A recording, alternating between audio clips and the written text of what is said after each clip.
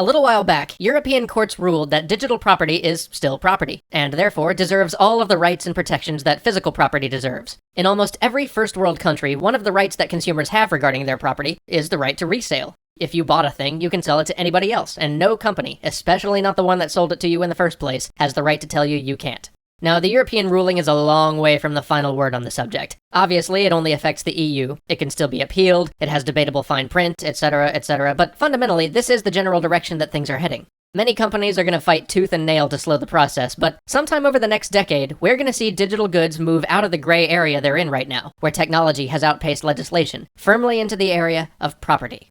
What does it mean for games, then? Well, it could mean a ton. First off, there's the whole question of in-game items. We've already seen things like the Diablo auction house attempt to embrace the idea that your property is your property, even if it is just an assemblage of bits. But we're not going to talk too much about in-game items today because who knows how this ruling's going to affect those. My lawyer friends are all shaking their heads and muttering, not very much, because this ruling dealt with non-game software, so there's still a lot of room for debate as to whether or not in-game items are legally really your property. It's just as arguable that the game company retains the right to the property through EULA agreements, especially when you consider the fact that those in-game items technically probably exist on the game company's servers, which they own, rather than in the client-side software you purchased. My lawyer friends also tell me that this could lead to all sorts of other messy questions down the road, like how do you handle shutting down game servers if items within it are property owned by the players, with an assignable real-world value? Like I said, lots of big tangly questions that no one knows the answers to yet, so we're just going to dodge that one for the time being until we can get a better grasp on it. Instead, we're going to talk about the other digital property which we all purchase, and which is indubitably yours: digital copies of games. Soon, distribution services like Steam, Origin, and Good Old Games will have to figure out a way to allow you to resell your games. Heck, Green Man Games already does. Fundamentally, there are two ways they could handle this. Either they could offer you the option to trade in your games, much like GameStop does today, or they could let you sell your games to your friends. The first option, the trade-in option, actually makes a lot of business sense. It's pretty straightforward. You buy a game from a digital distributor, and then when you're done, they give you some fraction of the initial purchase price back in credit for their service. They probably won't give you any better return rate than the dismal trade-in values we get today at physical retailers, but for the customer, it's a heck of a lot better than nothing. It would garner a lot of positive sentiment, and most importantly, it would keep money in your Steam wallet, which is secretly a great hook for keeping you as a regular customer. And it makes you much more likely to buy new products in the future. Most free-to-play game companies learned that long ago. Now, there are some clear hurdles to overcome before you can implement something like this. When we brought this discussion up on Facebook, people asked, well, what'll happen to Steam sales? And won't piracy be a big problem? As to sales, any digital distribution service will be keeping a log on their servers of the price you bought your goods at, so long as they make it clear that they were giving you a percentage of your original purchase price, it wouldn't seem that strange if you and your friend got two different prices for trading in the same good. They could even show you your original purchase price on the trade-in screen. And piracy? Well, at least so far as Steam is concerned, it's remarkably hard to pirate a Steam game. I think it's no more likely that people would be cracking their Steam games and then trading them in than that people would be copying their PS3 games and trading them in. I'm sure it happens, but uncommon. Now, this is a valid concern for DRM-free services, but so long as they make a 30% profit and only give you 10% back in trade-in credit, it won't really be an issue, since for any of these services, you'll only be able to trade in things that you actually purchased directly from them, so they'll have a record of it.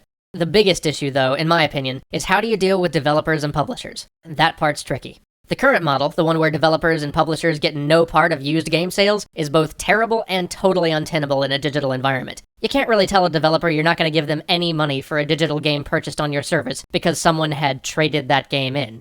The only method I can really think of is that you agree to let developers and publishers get the standard 70-30 split on whatever the customer actually ended up paying for their game, rather than on the list price. So if you bought a game at $60 and put $15 of credit you got from trading in your games toward it, the developer would get 70% of the remaining $45 price. Still, I don't know, that might be a pretty hard sell. The other option is to allow you to sell directly to other members of the digital distribution service you're using. Digital distributors will probably want to delay the idea of you selling your games to other people through their service for real cash as long as possible, so for now, let's just assume that you can only sell to other users for store credit. Given that, the implementation should be pretty simple. A distributor could either let people simply sell to others on their friends list through a system akin to Steam trades, but for used games, or create an auction house or sale board similar to what we're used to in MMOs. Then the distributor could just take a percentage of the transaction, delete the item from the seller's list of valid games, and add it to the buyer's. This, of course, probably cuts into profits a bit more for the distributors, as it prevents them from setting a fixed price point. And it isn't really solved by allowing users just to have a sell button on their goods, which would put it up for sale at a fixed price with a corresponding buy used button on the sales page. I mean, in the digital realm, there's literally no downside to a used game. This would arbitrarily lower the standard price of a game mere days after launch, and make things like Steam sales kind of untenable. It'll be interesting to see how they end up resolving this issue, and if distributors even choose to facilitate peer-to-peer game sales. After all, the law most likely will say that it has to be possible to resell your goods, not that they have to help you do so in any way. And man, that's not even all. There are a ton of other interesting questions that this ruling opens up. Will I finally be able to lend my friends games out of my digital library? Will this mean more games keeping more stuff server-side, and yet more Project $10 style attempts to force you to buy new? What does this mean for console digital distribution? The questions go on, but that's all we got time for today, so I'll just leave that for you guys to ponder.